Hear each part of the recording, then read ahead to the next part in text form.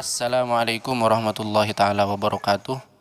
Bismillah walhamdulillah wassalatu wassalamu ala Rasulillah Sayyidina Muhammad ibn Abdillah wa ala alihi wa sahbihi wa mawalah wa ba'du. Sahabat muslimin muslimat rahimakumullah, kembali lagi bersama kami di channel YouTube Santri Al-Mukri As-Salafi yang bisa kalian singkat dengan SAS.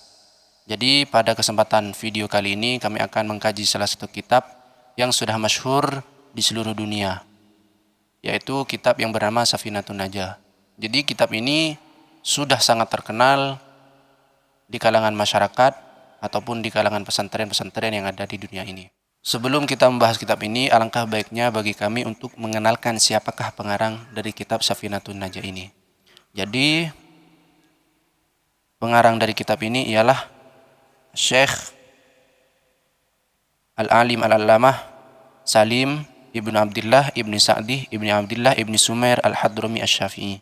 Jadi beliau bermadhab Syafi'i dan beliau dilahirkan di sebuah desa yang bernama Dhi Asbah, yang merupakan desa yang ada di Hadramut. Dan beliau ini sangat bersemangat dalam menyebarkan ilmu, dalam menyebarkan agama. Karena melihat pada biografi yang beliau miliki, beliau berpindah-pindah tempat atau berhijrah dari Hadramut, berhijrah ke India, sampai akhirnya beliau menetap di Indonesia yang merupakan tempat kelahiran kita semua. Dan beliau tepatnya berada di Betawi, Jakarta. Dan beliau wafat di tahun 1271 Hijriah. Itu adalah sekilas tentang siapakah pengarang kitab Safinatun Najah ini. Jadi seterusnya kami akan membahas isi dari kitab ini sesuai urutan faslun yang ada di dalam kitab ini, yang insya Allah akan kami sajikan setiap minggunya. Jadi langsung saja, bismillahirrahmanirrahim.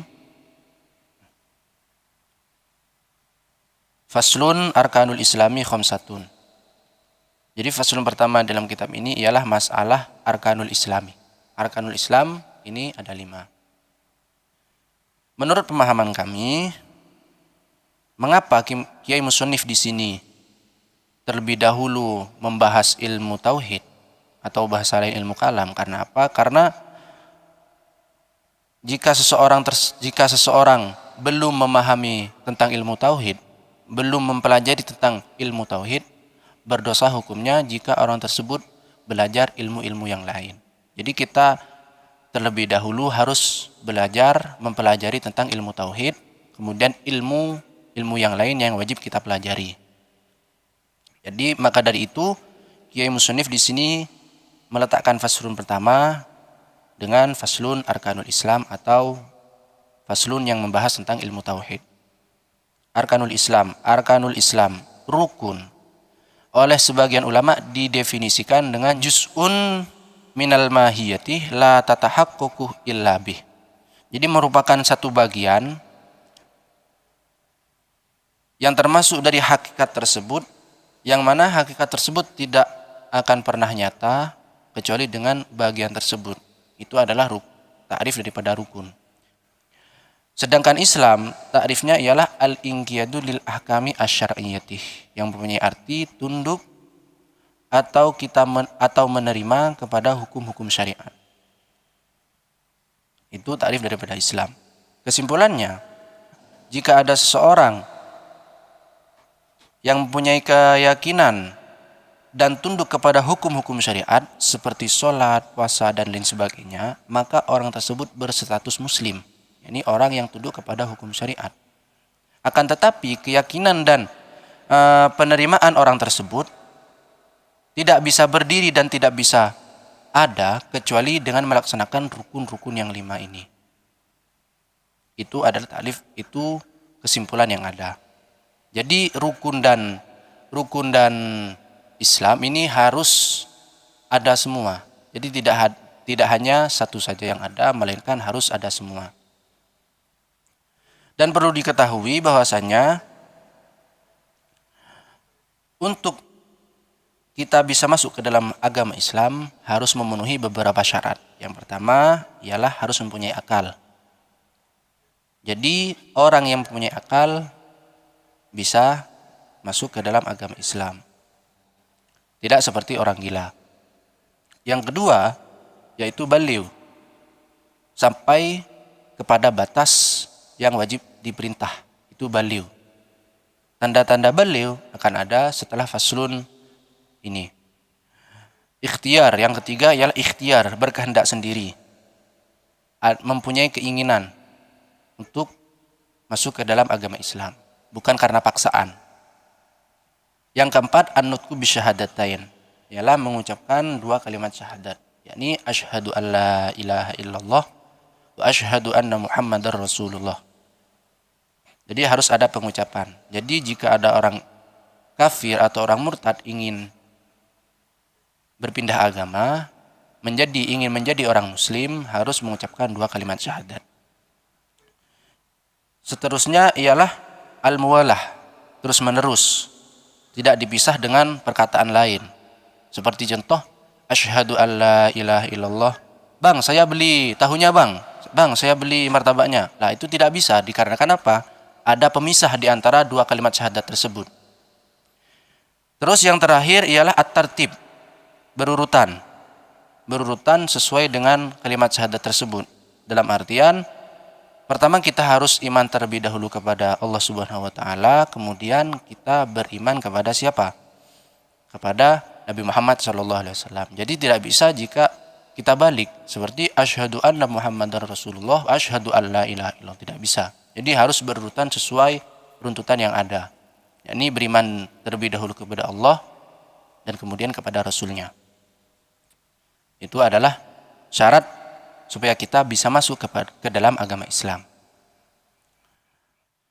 Jadi kami ulang kembali bahwasanya orang muslim, bahasa muslim ialah mempunyai arti orang yang tunduk kepada hukum-hukum syariat seperti sholat, puasa, zakat, dan lain sebagainya.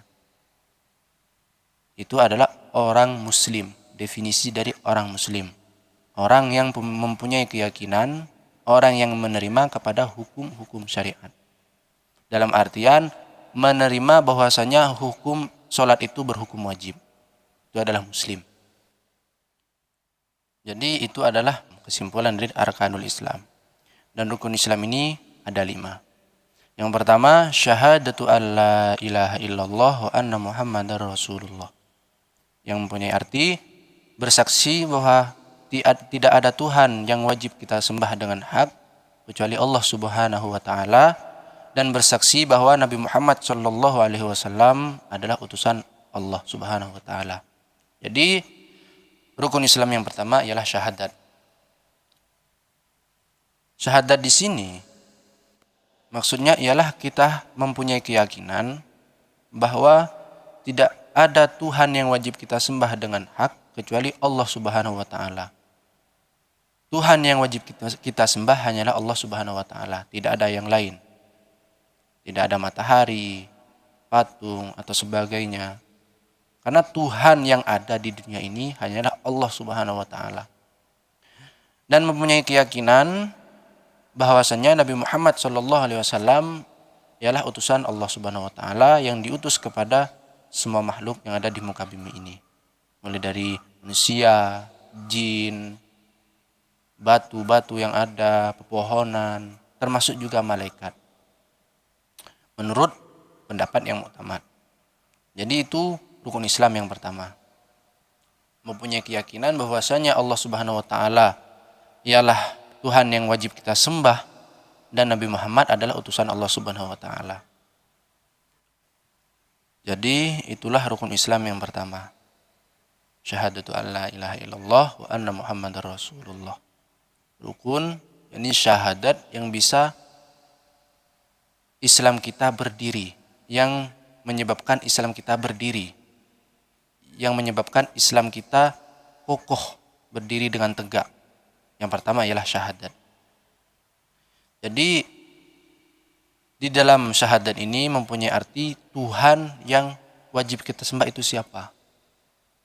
ialah Allah Subhanahu wa taala. Tuhan yang mengasihi kita, Tuhan yang memberikan kita kenikmatan baik batin atau zahir ialah Allah Subhanahu wa taala. Jadi di sini saya mengingat suatu peristiwa, kejadian atau bencana yang terjadi pada masa sekarang-sekarang ini. Seperti yang terjadi Cianjur, gempa, atau banjir yang terjadi di Arab dan lain sebagainya. Itu apa? Dikarenakan Allah menurunkan bencana tersebut dikarenakan orang itu sendiri yang meminta bencana tersebut. Dengan apa?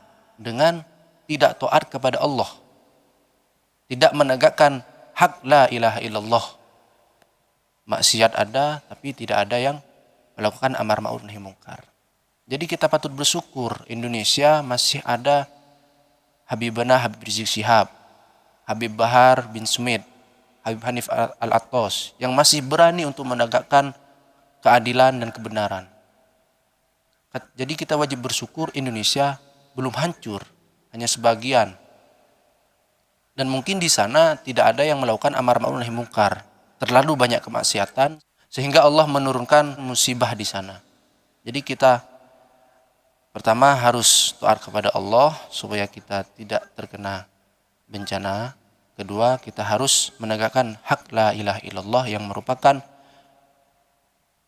hak yang wajib kita lakukan, yaitu apa? Amar ma'ruf nahi mungkar. Dan meyakini bahwasanya Nabi Muhammad SAW ialah utusan Allah. Beliau diutus untuk seluruh makhluk yang ada di muka bumi. Jadi bisa disimpulkan bahwasannya Allah Subhanahu wa taala ialah zat yang maha kuasa, yang memiliki kehendak di muka bumi ini, di dunia ini, di alam ini.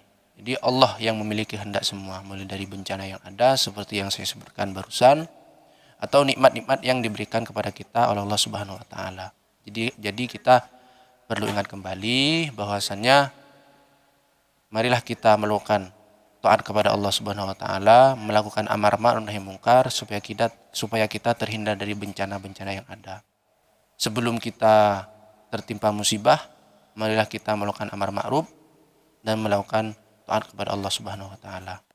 Karena kami mengingat perkataan guru kami, dawuh guru kami yang mengatakan bahwasanya lebih baik menjadi orang yang mengambil peringatan daripada orang yang diambil peringatan tersebut. Dalam artian, sebelum kita tertimpa musibah yang bisa menyebabkan kita tidak sempurna, seperti kaki kita patah, tubuh kita tinggal setengah atau lain sebagainya, yang dijadikan peringatan oleh orang lain, lebih baik kita mengambil peringatan kepada orang lain dengan cara berpikir, karena apa orang tersebut menjadi seperti itu, karena apa tempat tersebut terjadi musibah, karena apa. Jadi kita lebih baik mengambil peringatan daripada dijadikan peringatan oleh orang lain. Oleh karena itu, marilah kita taat kepada Allah, memperbanyak ibadah dan lain sebagainya yang bisa menuju jalan kepada Allah Subhanahu wa taala.